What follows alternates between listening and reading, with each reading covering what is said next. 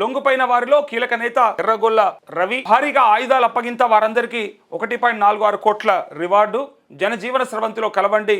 మార్చి 31 తర్వాత కేంద్రం సైతం 31 తర్వాత సైతం కేంద్ర బలగాల దాడులు.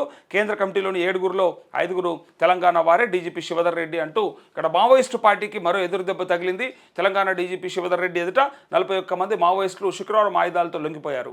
వీరిలో తెలంగాణకు చెందిన 2 కీలక నేతలు ఉండగా మిగతా వారు ఛత్తీస్గఢ్ చెందిన వారు ఉన్నారు.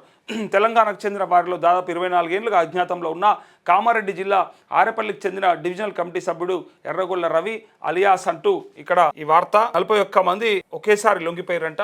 సో మొత్తానికి మావోయిస్టులు అనేది కనిపించకుండా చేయాలని కేంద్ర ప్రభుత్వం ప్రయత్నం అని మాట్లాడుకుంటారు. సంతోష్తో పాటు అర్బన్ ఏరియా పీడీఎస్ సభ్యుడు కనికారపు ప్రభంజన్ ఉన్నారు. వీరితో పాటు ఛత్తీస్గఢ్ చెందిన కంపెనీ ప్లాటూన్ కమిటీ సభ్యుడు 3వ commander Madakam Manga, Kursa Lachchu, Charla Sabari, area committee సభ్యురాలు Hema Budri, platoon 33 commander OM Mangu, Madakam Joga, Podiyam Vanagu ఉన్నారు.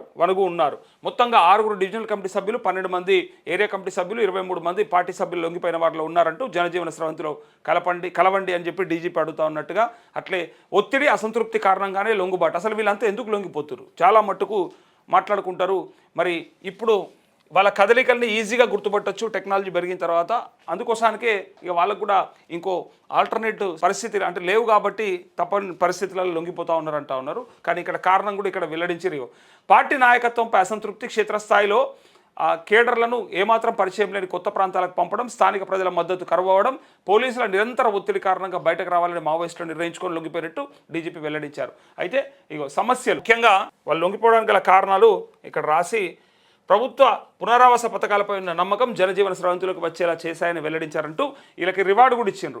డివిజనల్ కమిటీ సభ్యులకు 5 లక్షలు, ఏరియా కమిటీ సభ్యులకు ₹1,00,000, ఏరియా కమిటీ సభ్యులకు 4 లక్షలు, పార్టీ సభ్యులకు ₹1,00,000 చొప్పున రివార్డు ఉందని డీజీపీ పేర్కొన్నారు. పునరావాసం ప్యాకేజీ కింద లొంగిపోయిన 41 మందికి మొత్తంగా ప్రభుత్వం తరపున 1.46 కోట్ల నగదు బహుమతిని అందజేయనున్నట్టు తెలిపారు. తక్షణ సాయం కింద ఒక్కొక్కరికి 25,000 అందజేశారంటూ స్వాధీనం చేసుకున్న ఆయుధాలు, లొంగిపోయిన మావోయిస్టుల నుంచి ఒక INSAS LMG guns, 3 మ్యాగజైన్లు, 3 AK-47 rifles, 5 SRR rifles, 7 INSAS rifles, ఒక GBL గన్, 4 UGBL తుపాకులు, ఒక 303 rifle, 2 single shot rifles, 2 air guns, 733 GBL shells, అట్లే 8 షెల్స్ సహా భారీ మందుగుండు సామాగ్రి పోలీసులు స్వాధీనం చేసుకున్నారు. వాటిలో LMG రైఫిల్ను 5 లక్షలు, AK-47 4 లక్షలు, ఇన్సాస్ LRR పై 2 లక్షలు, 303 రైఫిల్ పై ₹1,00,000 రివార్డు ఉందని డీజీపీ తెలిపారు. అయితే స్వాధీనం చేసుకున్న ఆయుధాల్లో 21 గన్స్ నిషేధంలో ఉన్నామని వెల్లడించారు. చెప్తూ పార్టీలో తెలంగాణకు చెందిన వాళ్ళే 54 మంది ఉన్నారంట. మావోయిస్టు పార్టీలో